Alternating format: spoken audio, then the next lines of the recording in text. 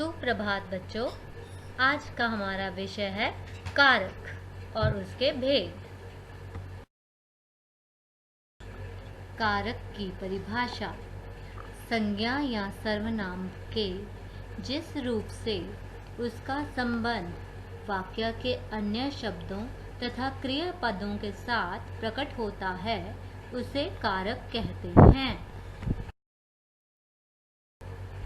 कारक और उसके भेद। कारक के 8 भेद होते हैं। कर्ता कारक, कर्म कारक, करण कारक, संप्रदान कारक, अपादान कारक, संबंध कारक, अधिकरण कारक, संबोधन कारक। तो बच्चों अब हम करेंगे कारक के विभक्ति चिन्ह।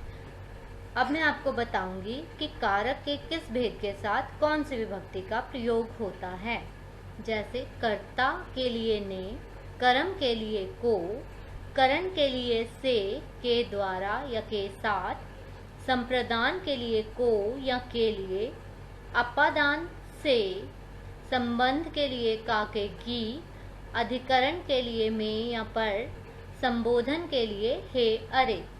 तो बच्चों हम इन विभक्ति चिन्हों को लयबद्ध ढंग से भी याद कर सकते हैं। जैसे कर्ता ने कर्म को करण से, के द्वारा या के साथ, संप्रदान को या के लिए, अपादान से, संबंध का के की, अधिकरण में पर, संबोधन हे अरे।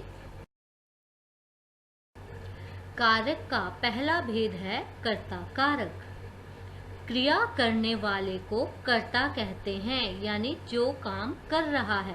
अर्थात संज्ञा अथवा सर्वनाम के जिस रूप से काम करने का बोध होता है उसे कर्ता कारक कहते हैं। जैसे चित्र में दिखाया है, राधा ने नृत्य किया, विवेक ने पतंग उड़ाई। कारक का दूसरा भेद है कर्म कारक।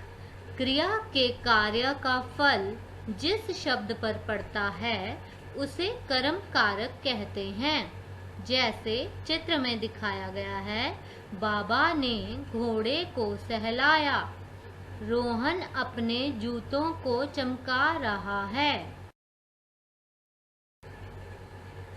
कारक का तीसरा भेद है करण कारक। तो संज्ञा के जिस रूप से हमें पता चले कि क्रिया किस साधन या किस उपकरण के द्वारा हो रही है उसे करण कारक कहते हैं। जैसा कि करण कारक की ये उदाहरण है, बच्चे बॉल से खेल रहे हैं। तो यहाँ पे हमें पता चल रहा है किस साधन के द्वारा वो खेल रहे हैं, बॉल के साथ। ठीक है। अध्यापिका कलम से लिखती है, यानी किसके द्वारा लिख रही है? कलम से, कलम के द्वारा वो लिख रही है। कारक का चौथा उदाहरण है संप्रदान कारक। जिसके लिए क्रिया की जाती है या कर्ता द्वारा किसी को कुछ दिया जाए या किसी के लिए कुछ किया जाए उसे संप्रदान कारक कहते हैं। जैसे उदाहरण, मामा जी माँ के लिए साड़ी लाए, दादी मोहन के लिए गुब्बारा लाई। तो इन दोनों उदाहरणों में देखो आपको पता चल रहा है कि यहाँ पे कर्ता जो है किसी के लिए कुछ कर रहा है ना। दादी जी करता है और वो किसके लिए गुब्बारा लाई? मोहन के लिए। तो उन्होंने किसी को कुछ दिया। तो ये संप्रदान कारक की उदाहरण है। कारक का पांचवा भेद है अपादान कारक। संज्ञा अथवा सर्वनाम का वह रूप जिसके द्वारा अलग होने, शर्माने, डरने, सीखने या तुलनात्मक का बोध हो उसे अपादान कारक कहते हैं। उदाहरण, राधा मोहिनी से अधिक मोटी है। तो यहाँ पे राधा और मोहिनी की तुलना हो रही है कि जो राधा है वो मोहिनी से अधिक मोटी है। तो ये अपादान कारक हुआ। आगे उदाहरण है, कमल शेर से डर गया। तो यहाँ पे डरने का भाव पैदा हुआ। ठीक है, तो ये भी अपादान कारक है। पहाड़ से झरने गिरते हैं। तो यहाँ पे अलग होने का भाव है, पहाड़ से झरना गिरा और उससे अलग हो गया।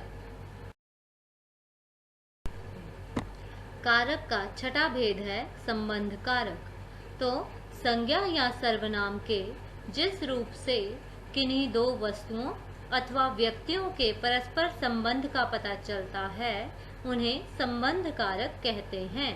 जैसे कमल सुधा का भाई है, तो यहाँ पे कमल और सुधा का भाई बहन का संबंध है। मोहन की पतंग सबसे ऊंची है, तो यहाँ पे मोहन और पतंग का संबंध है। यह पुस्तक मेरी है, तो यहाँ पे पुस्तक और मेरा संबंध है। तो ये कारक का सातवां भेद है अधिकरण कारक। संज्ञा के जिस रूप से स्थान अथवा आधार का बोध हो उसे अधिकरण कारक कहते हैं। जैसे अलमारी में कपड़े रखे हैं, तो यहाँ पे कपड़े कहाँ पे रखे हैं, उसका स्थान क्या है, उसके बारे में हमें पता चल रहा है कि अलमारी में रखे हैं। दूसरा उदाहरण है मेज पर किताबें रखी हैं, तो किताबें कहाँ पे रखी हैं, मेज पे, तो हमें उसके स्थान का, उसके आधार का कि कहाँ पे पुस्तकें रखी हुई हैं उसका बोध हो रहा है। तो ये अधिकरण कारक है। कारक का आठवां भेद है संबोधन कारक। संबोधन का अर्थ है संबोधित करना अथवा पुकारना। तो शब्द के जिस रूप से किसी को बुलाने, पुकारने या संबोधित करने का बोध होता है उसे संबोधन कारक कहते हैं। जैसे हे प्रभु मेरी पुकार सुनो, तो यहाँ पे भगवान को संबोधित किया जा रहा है कि मेरी पुकार सुनो। अरे बेटा उधर मत जाओ, तो यहाँ पे बेटे को संबोधित किया जा रहा है कि उधर मत जाओ। तो ये संबोधन कारक है।